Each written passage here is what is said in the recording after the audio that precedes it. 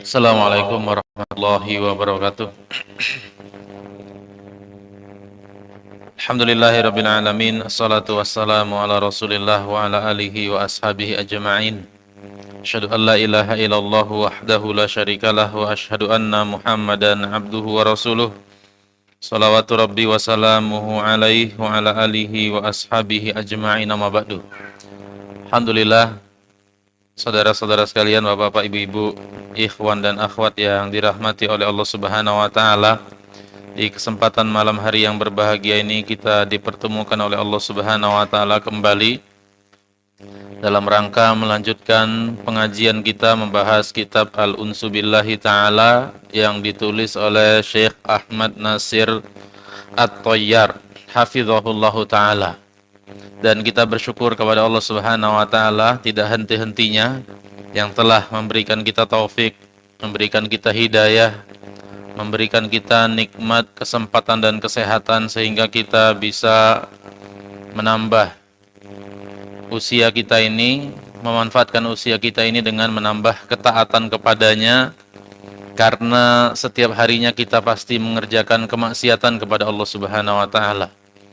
Maka tatkala kemaksiatan tersebut tidak diimbangi dengan ketaatan kepada Allah, maka kita takut dan kita khawatir kalau seandainya timbangan nanti amal soleh dan amal keburukan kita di akhirat ternyata banyak timbangan amalan keburukan kita. Karena manusia pasti, tidak mungkin tidak ada manusia yang tidak bermaksiat setiap hari. Tidak mungkin. Ya, maksiat berupa pandangan, pendengaran, lisan, pasti kita bermaksiat. Nah, oleh karena itu, tatkala kepastian bermaksiat ini tidak kita imbangi dengan mengisi hari-hari kita, menambah ketaatan kepada Allah Subhanahu wa taala, kita takut. Ya, ternyata lisan kita banyak dosa, telinga kita banyak dosa, mata kita banyak dosa, tangan kita, kaki kita, hati kita, banyak semuanya. Kemudian kita cek, ya, amal soleh ini kita hitung-hitung, tidak seimbang ini, ya, tidak seimbang. Artinya kita hisap diri kita. Kita khawatir celaka selama-lamanya, di hari yang tidak bermanfaatan lagi penyesalan itu. Dan kita bersyukur kepada Allah Subhanahu wa taala. Amalan yang Allah Subhanahu wa taala beri petunjuk kita itu adalah amal ibadah yang paling agung, yaitu belajar agama. Yang Nabi kita Muhammad sallallahu alaihi wasallam sebut taman surga. Ya. Lisan yang menyebut taman surga yang ada di Madinah dengan lisan yang menyebut taman surga bahwasanya pengajian itu adalah taman surga sama. Lalu kenapa kita bedakan? Kenapa orang-orang lebih semangat tatkala mendengar di kota Madinah ada raudhah? Dan para ulama mengatakan hadis yang paling sahih tentang raudhah hanya satu.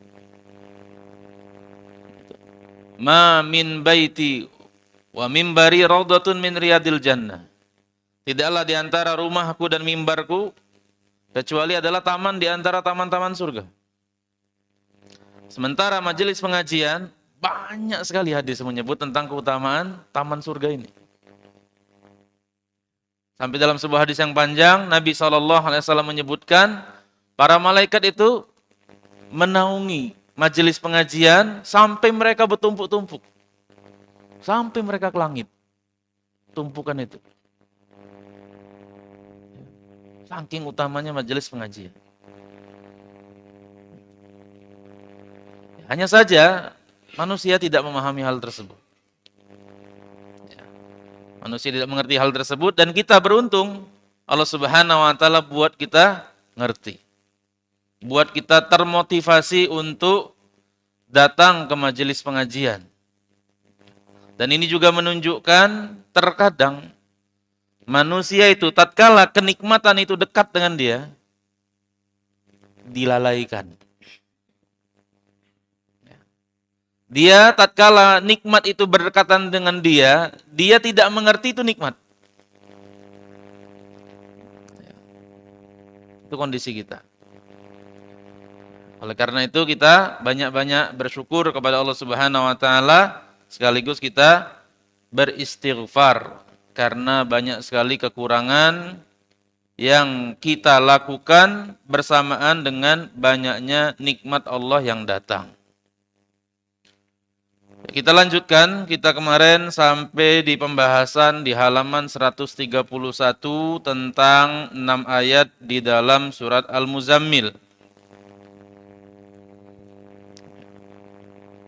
Ayat Al-Muzammil menceritakan tentang Nabi SAW yang disuruh oleh Allah Subhanahu wa taala untuk melaksanakan sholat malam. Wahai orang yang berselimut, qumil laila illa qalila. Kerjakanlah sholat malam dan sedikit sekali dari kalian yang mengerjakannya. Kerjakan, kata Allah Subhanahu wa taala, selama setengah malam atau kurang dari setengah malam.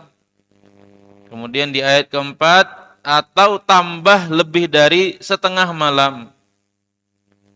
Warattilil Qur'ana tartila, dan bacalah Al-Quran dengan tartil.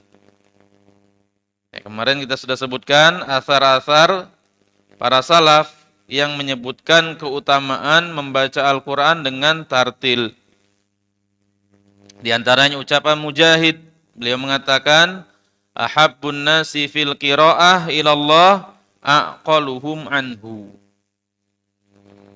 Orang yang paling dicintai oleh Allah Subhanahu wa taala dalam membaca Al-Qur'an adalah orang yang paling ngerti tentang apa yang dia baca. Jadi membaca Al-Qur'an itu besar keutamaannya.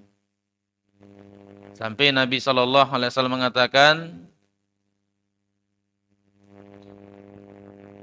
man qara'al Qur'an wa yatata'u fihi wa huwa 'alaihi syaqqun. Siapa yang membaca Al-Qur'an dan dia terbata-bata dan dia merasa syak. Berat baca Al-Qur'an, beban. Bebannya bukan beban di hati, tapi beban karena sulit sekali. Tidak lancar. Ya, masih terbata-bata. Kata Nabi, falahu ajra. Untuk dia 2 pahala. Pahala baca Al-Quran dan pahala bersusah payah membaca Al-Quran. Ya. Kemudian bagi yang lancar, kata Nabi SAW, bahwa ma'a safaratil kiramil bararah. Maka mereka ini bersama para utusan. Al-kiram al-bararah. Al-kiram yaitu malaikat al-kiram, malaikat yang mulia akhlaknya. Al-bararah yang bagus fisiknya. Nah, mereka ini bersamaan dengan para malaikat. Itu besarnya pahala membaca Al-Quran. Akan lebih besar lagi dari orang yang baca, ini baca, ini baca, ini baca, ini baca. Lancar, lancar, lancar, lancar. Ini sama malaikat semua. Nah, dari orang-orang yang lancar ini akan beda lagi levelnya. Apa perbedaannya? Siapa yang paling ngerti apa yang dia baca. Oleh karena itu jadi motivasi kita. Makanya sering saya sampaikan, baca Al-Quran itu ya paginya baca Arabnya, malamnya baca terjemahnya. Sehingga kita ngerti Allah Subhanahu wa taala itu pengen ngomong apa sama saya sebenarnya. Ya. Pengen ngomong, kita baca. Ya, seandainya ini satu-satunya buku yang saya khatamkan. Saya seumur hidup dari sekolah SD sampai sekarang itu belum pernah namat ke siko buku. Jadilah namat ke baca Al-Quran. Khatamkan terjemahnya itu. Harus punya motivasi untuk menghatamkan terjemah Al-Quran. Kalau antum tidak bisa bahasa Arab. Kemudian Fudail bin Iyad mengatakan, innama nazalal Quran liya'mala bih. Al-Quran itu diturunkan untuk diamalkan isinya. Ini perintah, diamalkan. Ini larangan dijauhi. Ini cerita yang mengandung nasihat, jadi bahan ibrah. Itu tujuannya. Fattakhadhan nasu qira'atahu amala. Kemudian orang-orang membatasi hanya membacanya saja sebagai bentuk amalan. Ya. Sudah, sebatas itu saja. Itu keutamaan ketika kita membaca dengan tartil. Kemudian Allah Subhanahu wa taala nurunkan ucapan yang berat. Ucapan yang agung maksudnya. Kemarin sudah kita sampaikan. Yang mengandung banyak ilmu, demikian juga wahyu itu berat.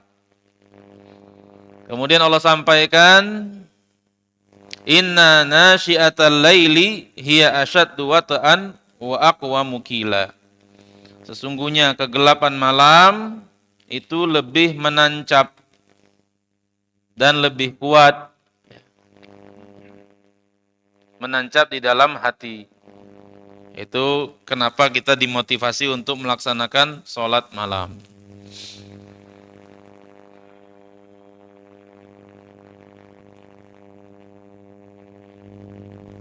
Syekh Muhammad di halaman 132, paragraf nomor 2 dari terakhir.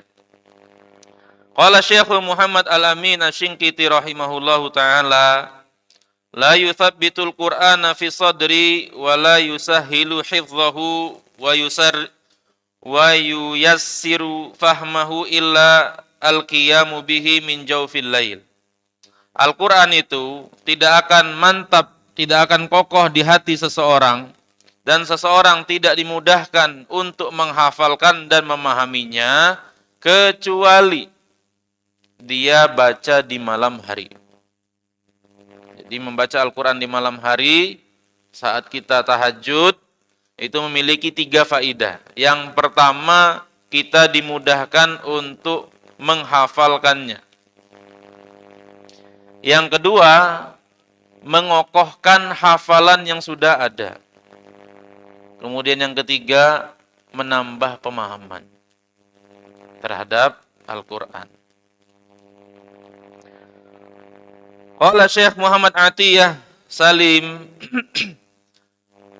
an Syaikhihi Muhammad Al-Amin rahimahumullah. Wa qad kana rahimahullah, beliau menceritakan, Syekh Muhammad Atiyah menceritakan tentang Syekh Muhammad Al-Amin Asy-Shinqiti. Beliau la yatruku wirdahu minal laili sayfan aw shitaan. Beliau Syekh Muhammad Asy-Shinqiti itu tidak pernah luput dari wiridnya. Wirid itu kebiasaan. Ya, arti wirid itu adalah kadar tertentu yang jadi kebiasaan. Saya punya kebiasaan baca Al-Quran di pagi hari 5 halaman. Nah, ini namanya wirid. Wirid saya 5 halaman setiap hari. Ya. Kalau saya, kebiasaan saya zikir ini. Nah, ini namanya wirid. Ya. Kalau saya, kebiasaan saya baca buku ini. Nah, ini namanya wirid. Kebiasaan seperti itu. Nah, Syekh Muhammad Amin itu tidak pernah meninggalkan kebiasaannya, wiridnya, setiap malam. Baik itu musim panas maupun musim dingin. Wa qad afada hadzal ma'na qauluhu ta'ala. Dan ini adalah istifadah, mengambil manfaat, mengambil pelajaran dari firman Allah Subhanahu wa taala, wasta'inu bis-sabri was-shalah. Minta tolonglah kalian kepada Allah dengan kesabaran dan salat. Fakana sallallahu alaihi wasallam idza hazabahu amrun faza'a ila shalah. Dan Nabi sallallahu alaihi wasallam kalau ada satu perkara yang membuat beliau khawatir, beliau segera mengerjakan salat. Wa hakadha huna fa inna nasyi'atal laili, demikianlah karena gelapnya malam itu menolong Nabi sallallahu alaihi wasallam ala ma sayulqa alaihi minatsuqlil qauli, untuk menghadapi ucapan yang berat yang beliau hadapi. Jadi kalau kita banyak masalah, tahajud. Makanya pelajarannya di situ ya. Dulu kita ngertinya tahajud itu adalah tempat minta tolong. Tempat tahajud itu kata Imam Syafi'i rahimahullah, tahajud itu panah di malam hari tidak akan meleset. Artinya doa mustajab di malam hari. Ternyata tahajud itu punya manfaatan lain, yaitu kita mudah paham Al-Quran, mengokohkan hafalan, memahami. Kemudian tahajud juga akan membuat seseorang lebih kuat menghadapi masalah. Ya, tatkala ada orang curhat pada kita, saya punya masalah ini. Maka di antara solusi yang kita tawarkan adalah tahajud. Karena tahajud itu mengokohkan hati seseorang. Makanya para nabi itu disuruh tahajud oleh Allah Subhanahu wa taala. Nabi kita Muhammad sallallahu alaihi wasallam disuruh tahajud. Tujuannya adalah untuk mengokohkan hati. Dan surat ini saya sampaikan kemarin turun saat ujian di Mekah itu sedang puncak-puncaknya. Nah, ujian di kota Mekah sedang puncak-puncaknya, solusi yang ditawarkan oleh Allah apa? Salat. Solusi pertama. Belum Allah nyuruh hijrah sebagai solusi. Solusi pertama yang Allah tawarkan, salat. Salat di malam hari. Seandainya pun dalam salat itu kita tidak doa dengan Allah, salat di malam itu sudah membuat hati kita kuat. Salat di malam tersebut sudah membuat hati kita jadi kuat. Oleh karena itu, kita latih diri kita untuk salat malam. Jadi wirid kebiasaan kita salat malam. Dan Syekh Muhammad Amin tadi disebut, beliau salat di musim panas dan musim dingin. Dengan kadar bacaan yang sama. Padahal musim panas dan musim dingin itu lama malamnya beda. Tapi beliau sholatnya tetap sama. Karena musim panas itu Isya di Saudi itu bisa 8:30, bisa jam 9 hampir. Subuhnya normal, jam 4:30. Dikit malam berarti. Kalau yang dibaca di musim dingin sama di musim panas itu sama, berarti tidur istirahat makin sempit. Tapi beliau tetap jaga terus, konsisten. Sehingga kata penulis di sini, siapa yang ingin ditolong oleh Allah Subhanahu wa taala dalam masalah belajar, mengamalkannya, menyebarkannya. Pelajari agama, mengamalkannya, menyebarkannya. Dan ingin ditolong oleh Allah Subhanahu wa taala dari kegalauan-kegalauan di dunia, kesibukan-kesibukan aktivitasnya setiap hari. Maka wajib bagi dia, hendaknya bagi dia untuk mengerjakan sholat malam. Dan seseorang apabila beribadah kepada Allah Subhanahu wa taala, berzikir kepada Allah Subhanahu wa taala di kegelapan malam, fi halin la takunu hawasuhu mashghulatun bi syai'in, dalam kondisi di malam hari tersebut anggota badannya, pikirannya tidak disibukkan dengan yang lain. Maka hatinya akan menghadap kepada Allah Subhanahu wa taala iqbalan aziman, dengan penuh penerimaan. Wa faza'a min kulli syai'in illa min dzikrihi wa ta'zimihi ka'annahu yara, dan dia akan segera menuju kepada Allah Subhanahu wa taala, berzikir kepada Allah Subhanahu wa taala, mengagungkannya seakan-akan dia melihat Allah. Beda dengan kondisi siang. Saat kondisi tubuh kita, anggota badan kita disibukkan dengan pekerjaan. Sholat baik kita jatahi. Ini 10 menitnya aku sholat. Habis itu gitu. Karena kita tahu kita punya kesibukan. Itu kondisi siang. Wa fi amrillahi ta'ala li nabihi bi qiyamil lail. Dalam perintah Allah Subhanahu wa taala kepada nabinya untuk mengerjakan salat malam ini, fibtida'i nubuwwatihi isyaratun. Pada permulaan nubuwah beliau ini menunjukkan bahwasanya salat hiya a'zamu asbabi tsabatil mu'min. Salat adalah sebab terbesar teguhnya seorang mukmin. Salat adalah sebab terbesar kekuatan seorang mukmin. Salat adalah sebab terbesar bangkitnya seorang mukmin untuk memikul amanah. Amanah berupa ilmu yang Allah wajibkan supaya dia belajar, amanah berupa amal yang Allah wajibkan untuk dia kerjakan, dan amal berupa dakwah yang Allah wajibkan untuk dia sampaikan.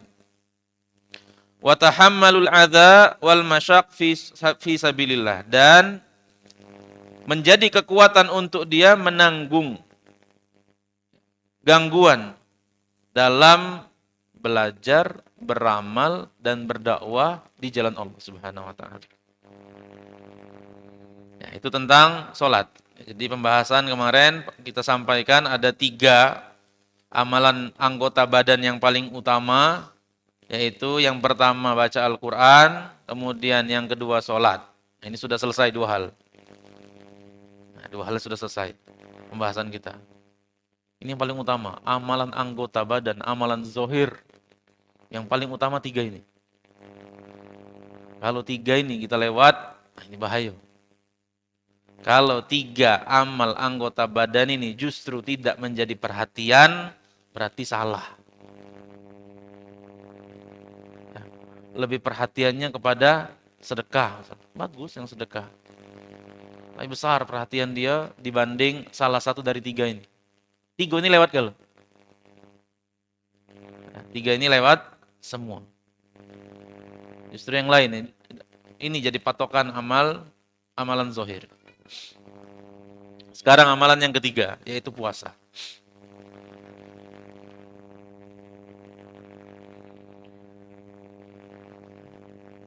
Isinya permasalahan cuma cerita ya.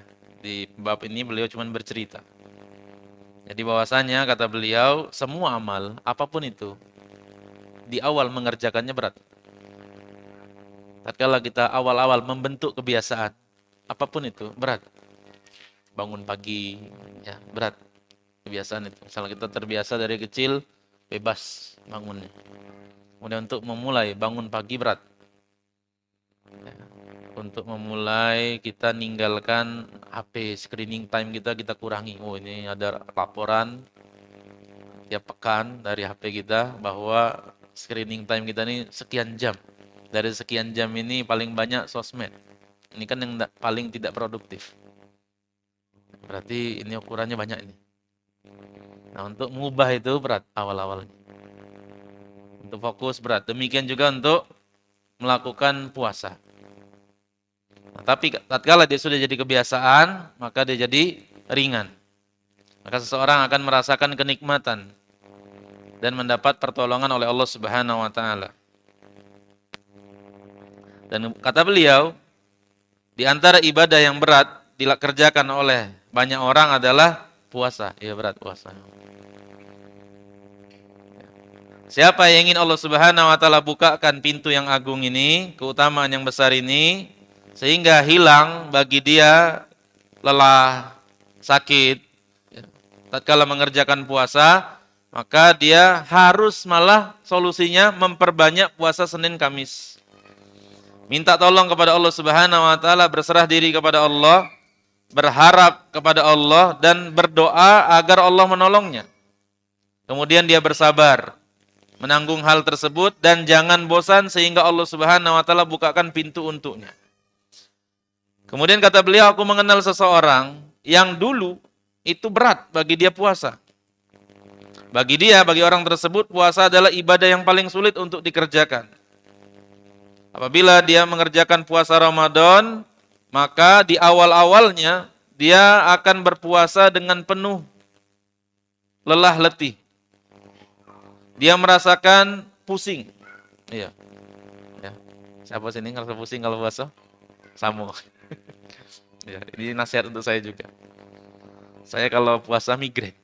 Makin tidak kuat puasa. Ya, awal-awal berat. Ya. Hari pertama, hari kedua berat. Pasti migrain. Puasa Arafah, berat. Paling cuma sehari. Jam 5 itu muntah sudah. Tidak kuat. Ini sama berarti. Pengalaman yang dirasakan oleh orang ini sama. Wala yakadu yasumu illa mafturido alaihi. Dia tidak mengerjakan puasa kecuali yang diwajibkan oleh Allah Kemudian yang dikerjakan oleh orang ini juga puasa 6 hari di bulan Syawal, puasa Arafah, puasa Asyura. Itu saja puasa yang dikerjakan oleh dia, puasa sunat. Kemudian dia paksa dirinya untuk mengerjakan puasa Senin dan Kamis. Di awalnya dia mendapatkan sesuatu yang berat, wa kulfatun kabirah, beban yang besar, sampai Allah Subhanahu wa taala bukakan untuknya karunia Allah Subhanahu wa taala sehingga puasa itu menjadi ibadah yang paling mudah bagi dia. Dia mengatakan, aku bertekad untuk mengerjakan puasa Senin dan Kamis karena aku merasa kurang ngerjakan ketaatan kepada Allah Subhanahu wa taala dan merasakan pada diriku perasaan bersalah. Kenapa merasa bersalah? Karena aku tidak ambil bagian di ibadah yang mulia ini.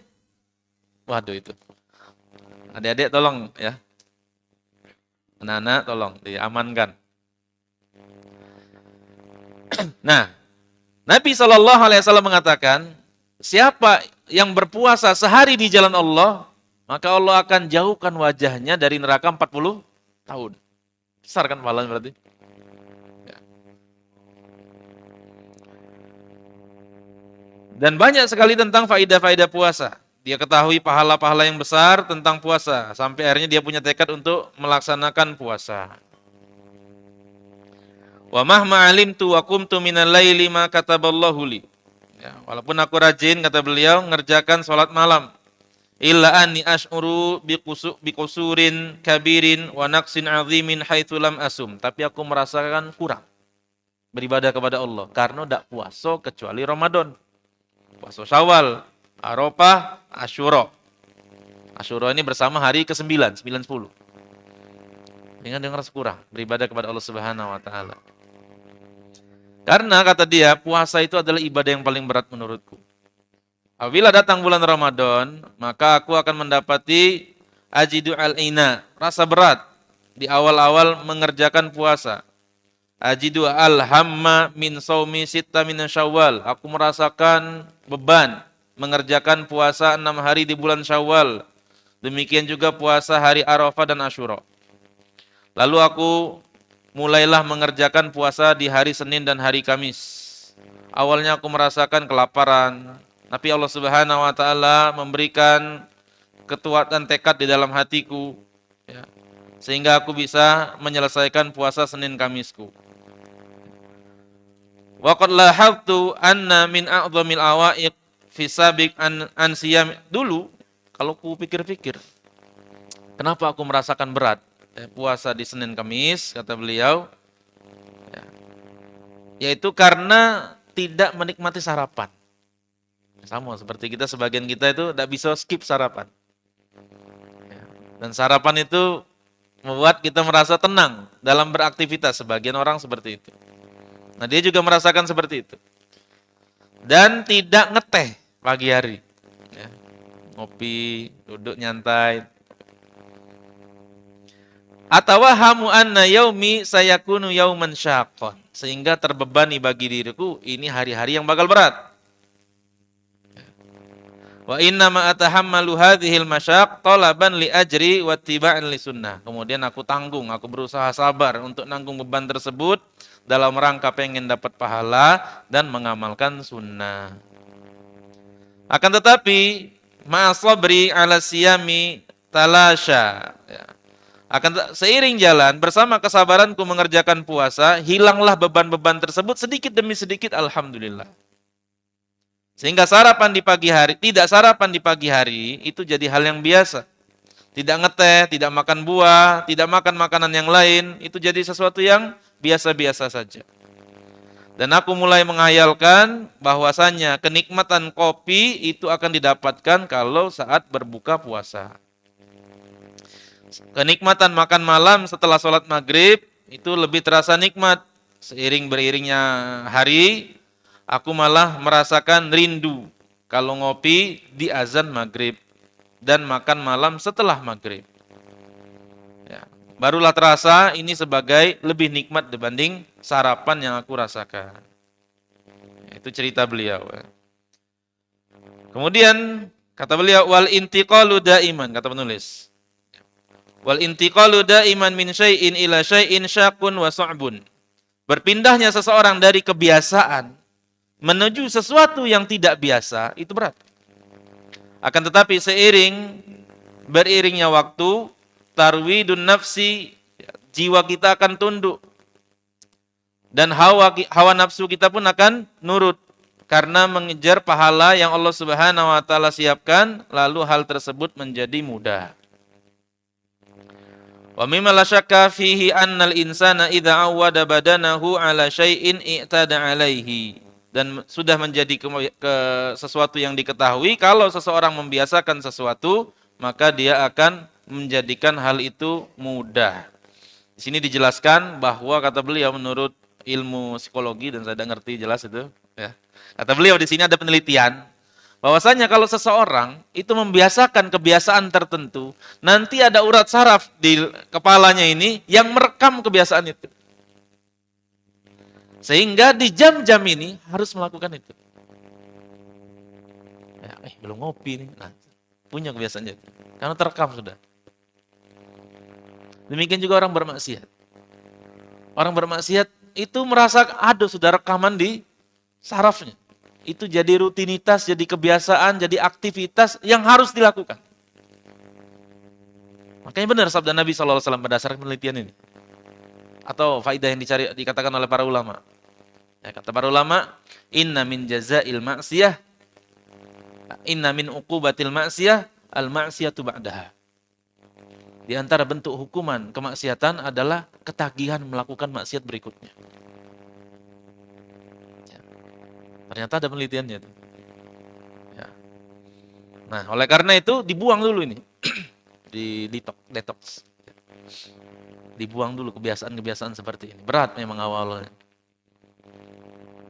untuk melakukan hal ini. Kata orang, kita melakukan hal yang berkebalikan atau melakukan sesuatu yang berbeda dari perintah otak. Misalnya pengen minum, kita ngomong aku udah galak minum. Misalnya kita mengatakan saya tidak pengen minum, kita minum. Dilatih dulu jadi. Di antara bentuk detoxnya katanya seperti itu. Demikian juga orang kecanduan pornografi, orang kecanduan onani. Di antara detoxnya seperti itu. Berat awal-awalnya karena sudah terekam, itu jadi kebiasaan. Kalau tidak nonton film-film porno di hari tersebut, ada sesuatu yang hampa di hari yang dia lewati. Ada kebiasaan yang belum dilakukan. Belum onani juga demikian. Sehingga diganti. Makanya diganti. Tatkala kita pengen onani, diganti dengan olahraga misalnya. Melakukan hal yang berkebalikan. Nah, tatkala jiwa kita sudah mulai kuat, itu nanti mampu, insya Allah akan melakukan demikian. Sama katanya seperti orang yang insomnia. Ya, orang yang insomnia itu, ya tadi. Tatkala dia tidak pengen tidur, justru itulah dia perintahkan otaknya untuk tidur. Sehingga dia melakukan hal yang berkebalikan. Nah, di sisi lain puasa, itu kata Nabi SAW, ma mala'a adamiyun wi'aan syarron min batnin. Tidak ada sesuatu yang lebih buruk untuk dipenuhi, diisi oleh manusia melebihi tempat yang namanya perut. Bihasab ibni Adama akalatun yuqimna sulbahu. Cukup bagi anak Adam itu mengonsumsi makanan yang bisa membuat tulang punggungnya ini tegak. Karena kalau orang kelaparan kan ini isu. Kalau dia habis buko agak ini. Seger. Ya. Fa in kana la mahalata, kalau memang tidak bisa kecuali pengen ngisi lambung, fathuluthun li ta'amihi, maka ada manajemennya kan Nabi. Manajemennya adalah sepertiga lambung, ini lambung, sepertiga bagian isinya adalah lambung dibagi tiga jadi. Sepertiga isinya makanan, sepertiga isinya minuman, sepertiganya kosong. Jangan di full ke galau. Itu yang diajarkan oleh Nabi SAW. Ya, untuk manajemen perut. Al-Hafidz Ibnu Rajab rahimahullah mengatakan hadzal hadis aslun jami'un li usulit tibbi kulliha. Hadis ini menjadi kaidah penting dalam permasalahan kesehatan semuanya. Maka di Al-Qur'an itu ayat yang paling penting terkait dengan kesehatan adalah kulu washrobu wala tusrif. Makan dan minumlah, jangan berlebihan. Nah, jangan berlebihan itu tadi seperti ini. Nah, lebih dari itu dianggap berlebihan. Ya. Nah, demikian apa yang bisa kita bahas di kesempatan sampai Isya ini, insyaallah. Kembali nanti ba'da Isya kita lanjutkan sedikit tentang pintu-pintu surga. Ya. Dan perbandingan antara amalan sholat dan puasa. Ya, sallallahu ala nabiyina Muhammadin wa ala alihi wasallam.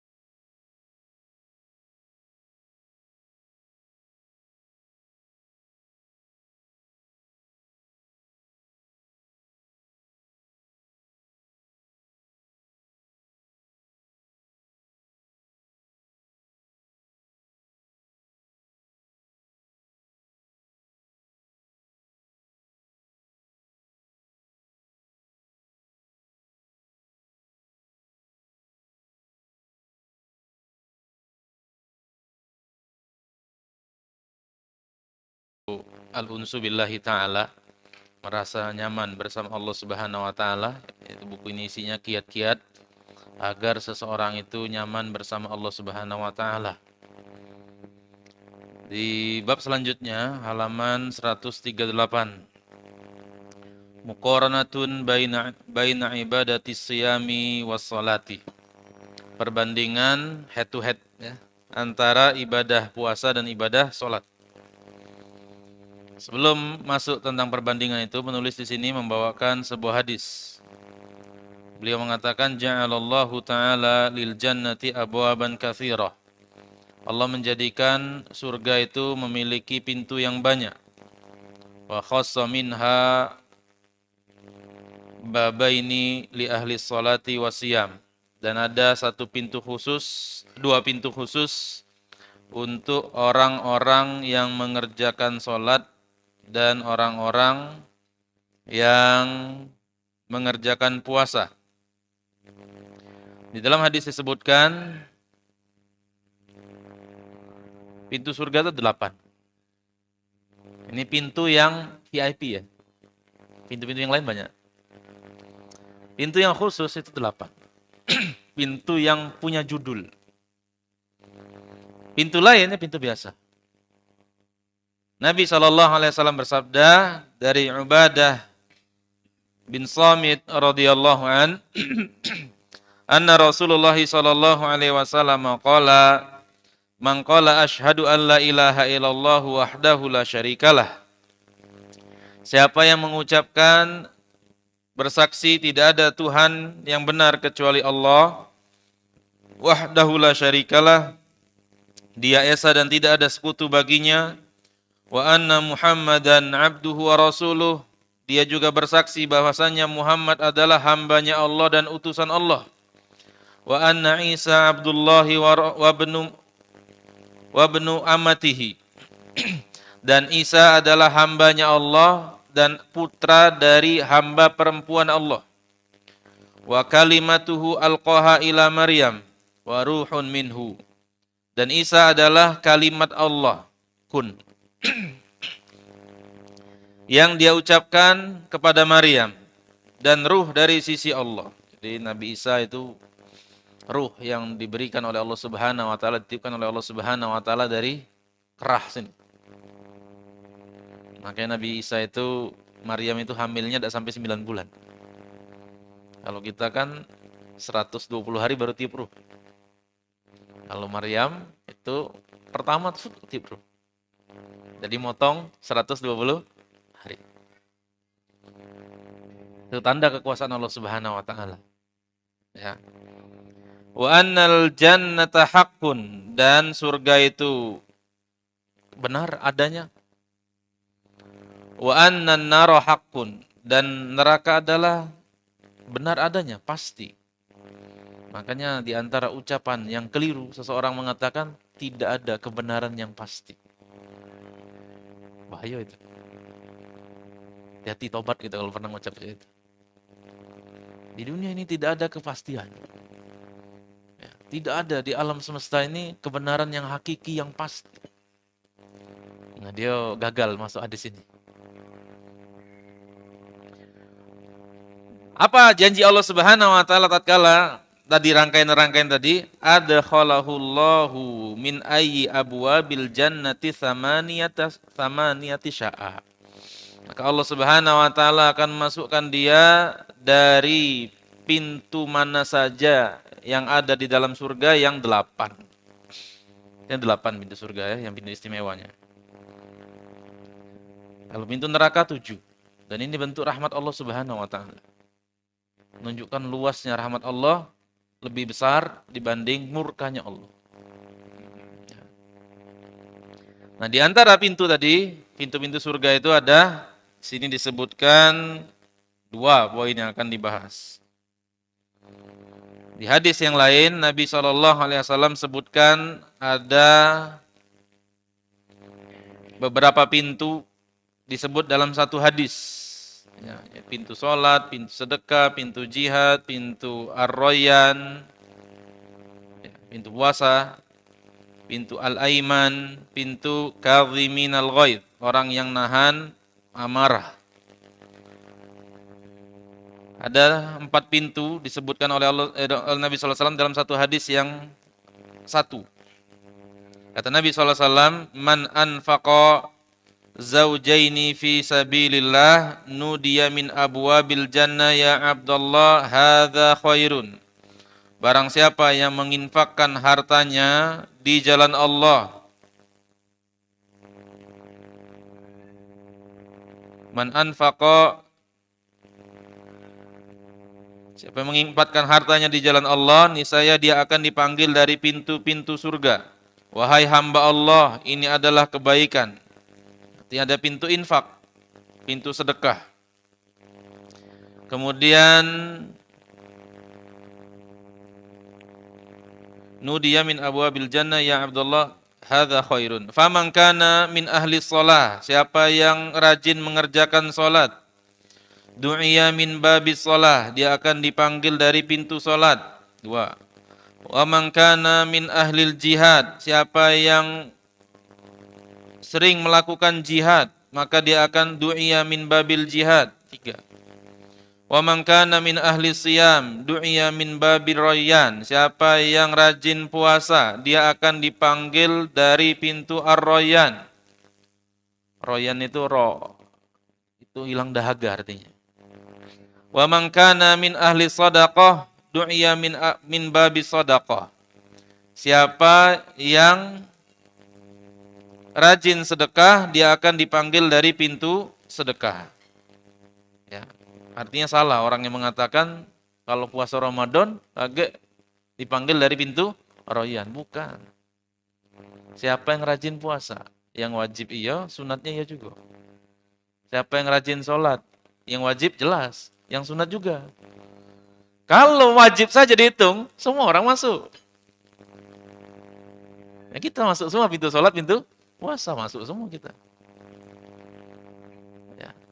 Zakat mal, sedekah wajib, masuk juga kita. Nah, bukan seperti itu. Dia sholatnya banyak, dia puasanya banyak, dia sering jihad, dia sering sedekah. Ya. Kemudian pintu kelima diriwayatkan dalam hadis dari Abu Hurairah radhiyallahu an, Nabi sallallahu alaihi wasallam bercerita tentang syafaat. Fayuqal ya Muhammad udkhulul jannah. Adkhilil jannah min ummatika man la hisaba alaihi min babil aiman min abwabil jannah. Wahai Muhammad, panggil masuk umat-umatmu, masukkanlah umatmu yang mereka tidak mengalami hisab, yang tidak dihisab, ajak mereka masuk lewat pintu al-aiman, dari pintu-pintu surga. Wahum syuraka'in nasi fi ma siwa dzalika minal abwab.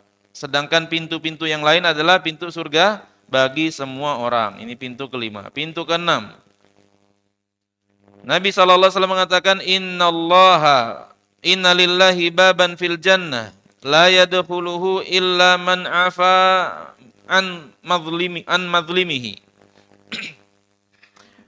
Sesungguhnya Allah Subhanahu wa taala memiliki pintu di surga dan tidak akan masuk lewat pintu tersebut kecuali orang-orang yang memaafkan, orang-orang yang menzolimi dia. Ya. Nah, kemudian pintu-pintu yang lain ulama beda pendapat ya tentang pintu yang lain. Tidak ada satu hadis khusus. Para ulama mengatakan mungkin pintu haji, mungkin pintu zikir, mungkin pintu ini dan pintu itu. Ya, ini pintu-pintu di surga. Dan surga antum bisa baca tentang kenikmatan surga itu di surat Al-Waqi'ah. Yang mulai dari ayat 15. Antum bisa baca tentang kenikmatan di surga. Antum hayalkan tentang hal tersebut, luar biasa Allah Subhanahu wa taala memberikan kenikmatan untuk penduduk surga. Ya. Duduk-duduk di dipan yang bertahtakan emas, kemudian santai dengan kekasih-kekasihnya, dengan istri, anak-anaknya santai-santai. Duduk-duduk, ngobrol-ngobrol, ya, menikmati sungai-sungai di surga, dilayani oleh anak-anak muda, membawa gelas, teko, dan minuman dari sungai-sungainya. Buah-buahannya itu landai dekat surga itu. Tengok kita manjat. Apalagi tunjuk kati lagi. Buahnya dekat. Sambil santai itu metik gitu. Sambil ngobrol menikmati minuman-minuman bersama kumpul keluarga. Buah-buahannya landai. Ya. Daging-daging yang dihidangkan lezat. Kemudian kekasihnya adalah para bidadari. Dan bidadari tidak mengalami usia tua. Tidak ada suara yang berisik. Kemudian pohon pisangnya tersusun rapi. Naungannya luas, aliran sungainya tercurah, buah-buahannya banyak, tidak berhenti, tidak mengenal musim, kasur-kasurnya tebal lagi empuk. Itu kenikmatan surga, ya, yang diberikan oleh Allah Subhanahu wa taala. Nah, di hadis ini, di sini di buku ini qala Rasulullah sallallahu alaihi wasallam, "Man anfaqa zaujaini fi sabilillah." Siapa yang menginfakkan zaujaini apa artinya? Ada dua istri. Siapa yang menginfakkan di jalan Allah, nudiya min abwabil jannah, ya Abdullah hadza khairun. Dia akan dipanggil dari pintu surga, wahai hamba Allah, ini adalah kebaikan. Faman kana min ahli shalah du'iya min babi shalah. Siapa yang rajin salat, dia akan dipanggil dari pintu salat. Wa man kana min ahlil jihad du'iya min babil jihad. Siapa yang rajin berjihad, dia akan dipanggil dari pintu jihad. Wa man kana min ahli siyam. Siapa yang rajin berpuasa, du'iya min babir rayyan. Dia akan dipanggil dari pintu ar-rayyan. Wa man kana min ahli sadaqah du'iya min babis sadaqah. Siapa yang rajin bersedekah, maka akan dipanggil dari pintu surga, pintu sedekah. Lalu dengar Nabi SAW menjelaskan pintu-pintu surga ini. Abu Bakar itu bertanya. Ya. Abu Bakar bertanya kepada Rasulullah SAW, membayangkan. Bi abi anta wa ummi ya Rasulullah, hal yud'a ahadun min tilkal abwabi kulliha. Ini semangatnya Abu Bakar radhiyallahu anhu. Mungkin enggak ada orang yang dipanggil dari semua pintu itu? Dia bayangannya langsung seperti itu. Kalau gitu kan, syukur-syukur sih kok pintu. Itu bayangannya. Abu Bakar bayangannya, mungkin tidak ada orang yang dipanggil oleh Allah Subhanahu wa taala dari semua pintu itu. Qala na'am wa arju an takuna minhu. Ada, dan aku berharap itu adalah engkau. Ya, nangis Abu Bakar. Artinya Abu Bakar radhiyallahu anhu itu rajin puasa, rajin sedekah, rajin sholat, rajin jihad, nahan amarah, semua. Luar biasa. Ya. Wajar orang-orang seperti ini kita cintai. Wajar orang seperti ini kita cintai. Kita pengen sama dia. Dari seseorang yang punya tamak, ketamakan akhirat yang luar biasa. Ada peluang akhirat, yaitu ada peluang akhirat, kenikmatan di akhirat itu ada orang dipanggil dari semua pintu. Kejar oleh Abu Bakar. Makanya Anas bin Malik pun sampai mengatakan, tidak mampu beramal seperti Abu Bakar. Tidak mampu. Kata Anas bin Malik radhiyallahu an, tatkala mendengar ada seorang badui bertanya kepada Rasulullah SAW, kemudian Rasul jawab, anta ma'aman ahbabta, engkau akan dikumpulkan bersama orang yang engkau cintai. Timbul harapan besar di hati Anas. Kalau mau beramal seperti amalan Abu Bakar, tidak mungkin. Sehingga kata Anas bin Malik, aku cinta Rasulullah, aku cinta Abu Bakar, aku cinta Umar, meskipun aku tidak mampu beramal seperti mereka. Bayangkan, sahabat ngomongnya itu. Aku tidak mampu beramal seperti mereka. Tapi Allah buatkan peluang, itu amalan hati. Kita tidak mampu beramal dengan amalan zahir. Sama seperti Abu Bakar. Tidak mampu gitu. Sampai sahabat Nabi SAW pun tidak boleh niru Abu Bakar. Sa'ad bin Abi Waqqas. Sa'ad bin Abi Waqqas itu 10 orang yang paling mulia dari sahabat Nabi SAW. Tatkala dia pengen menginfakkan semua hartanya, dilarang oleh Nabi. Ya. Jangan kata Nabi, jangan. Jangan. Kata Nabi. Kalau setengah wahai Rasulullah, jangan kata Nabi. Jangan. Sepertiga boleh. Wasulusu katsir. Sepertiga itu udah banyak. Hampir seperti itu. Ya, apalagi kita berarti. Bahaya seandainya kita malah menginfakkan semua harta kita. Sudah ngaji lagi kita. Gara-gara kemarin baru sedekah semua harta, mana si fulan tak muncul-muncul? Sibuk dia nyari nafkah sekarang. Tak muncul lagi. Masjid Ida, ngajian jauh, baca Quran larupo, ngejar lagi. Bahaya. Artinya Allah sediakan jalan untuk kita bersama Rasulullah, itu lewat amalan hati. Karena amalan zahir kita punya peluang untuk itu. Apa amalan hatinya? Mahabbah. Cinta dengan orang soleh. Ya. Fahani'an lil mukthirina wal mulazimina li hadhil ibadatil azimah. Oleh karena itu gembira sekali kata beliau untuk orang-orang yang memperbanyak dan senantiasa melaksanakan ibadah-ibadah ini. Ya, apa tadi ibadahnya? Nanti cari kita terjemahnya. Man anfaqa zaujaini, ini apa artinya? Siapa yang menginfakkan dua istri? Siapa yang tahu pernah lihat terjemahnya nih? Sarahnya? Coba kita lihat ini. Ya, ada biasanya.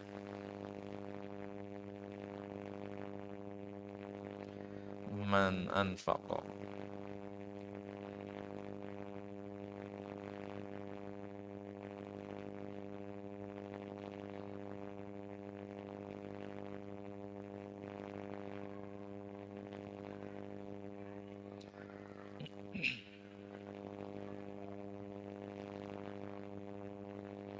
Cuma zaman sekarang ya, tinggal cek ini begitu ketemu. Mana maksudnya? Gak panjang penjelasannya.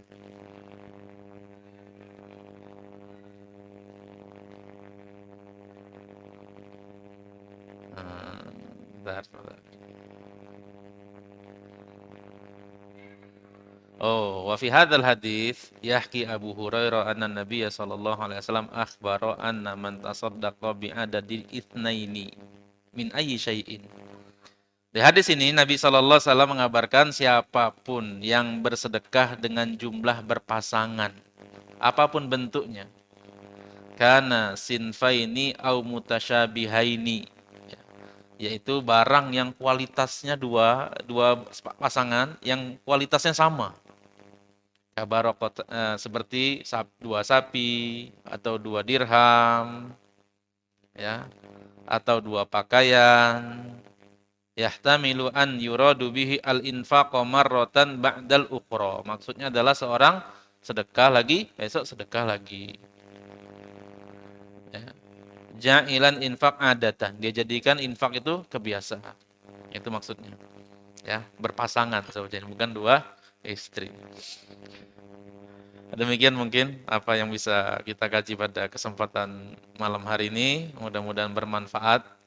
Ya, setelah kita banyak mengetahui bahwasannya surga itu seperti ini, kenikmatan surga itu ada yang dengan demikian, dan semuanya itu ada diperoleh dengan beribadah kepada Allah Subhanahu wa taala. Ya.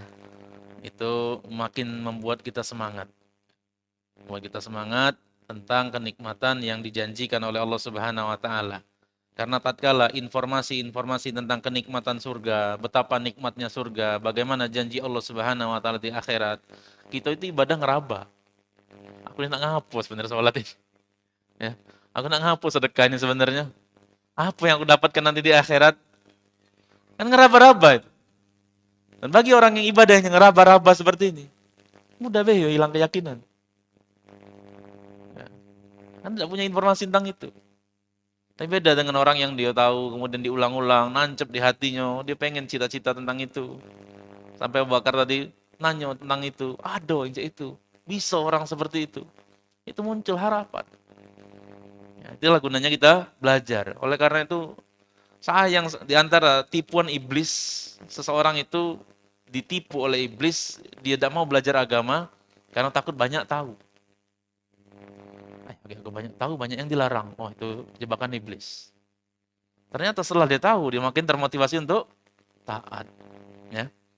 Nah demikian, kita tutup dengan doa kafaratul majelis. Subhanakallahumma bihamdika asyhadu an la ilaha illa anta astaghfiruka wa atubu ilaik. Assalamualaikum warahmatullahi wabarakatuh.